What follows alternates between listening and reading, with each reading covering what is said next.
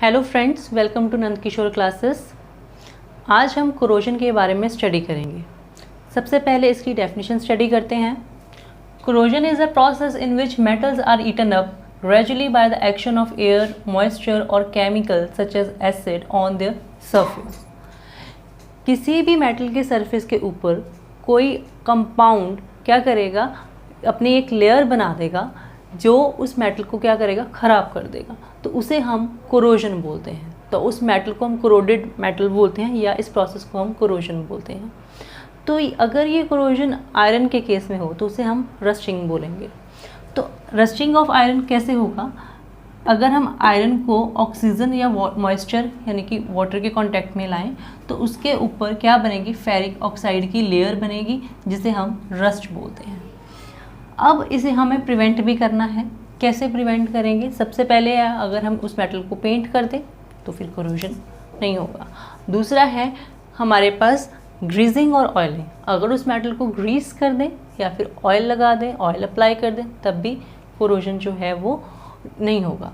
Next है जी galvanisation. Galvanisation में क्या होगा, layer of zinc is placed on the surface of iron. अगर हम आयरन के सरफेस के ऊपर जिंक की लेयर लगा दें, जिंक की कोटिंग कर दें, तो वो जो आयरन है वो एयर के कांटेक्ट में डायरेक्टली नहीं आ पाएगा, तो कोरोजन से बच सकता है।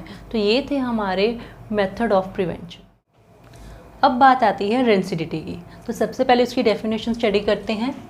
The oxidation of oil or fat in a food resulting into a bad smell and bad taste is called rancidity.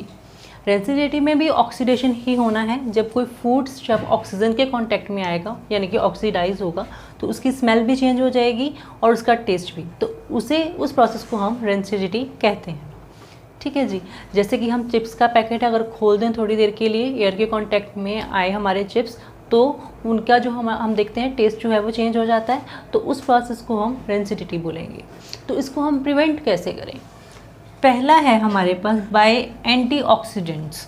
अगर हम उस फूड स्टफ में एंटीऑक्सीडेंट डाल दें जैसे कि BHA, तो उससे क्या होगा, हमारी रेंसिडिटी प्रिवेंट हो सकती है।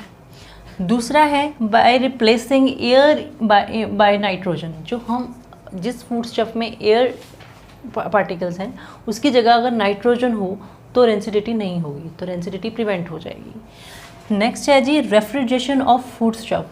ऑब्वियसली अगर हम उसको रेफ्रिजरेट कर दें फूड स्टफ को तो रेंसिडिटी का चांसेस कम हो जाते हैं। नेक्स्ट है जी food stored in air tight container. Obviously अगर हम अपने फूड स्टफ को एयर टाइट कंटेनर्स में डाल दें तो रेंसिडिटी नहीं होएगी। तो ये थे हमारे कोरोजन और उसकी प्रिवेंशन एंड रेंसिडिटी और उसकी प्रिवेंशन। आई होप आपको ये टॉपिक अच्छे से क्लियर हो गया होगा। तो प्लीज़ इसे लाइक ज़रूर करें और शेयर ज़रूर करें। हमारी लाइव क्लासेस को ज्वाइन करने के लिए नीचे दिए गए फ़ोन नंबर पर कॉन्टैक्ट करें। Thank you so much for watching.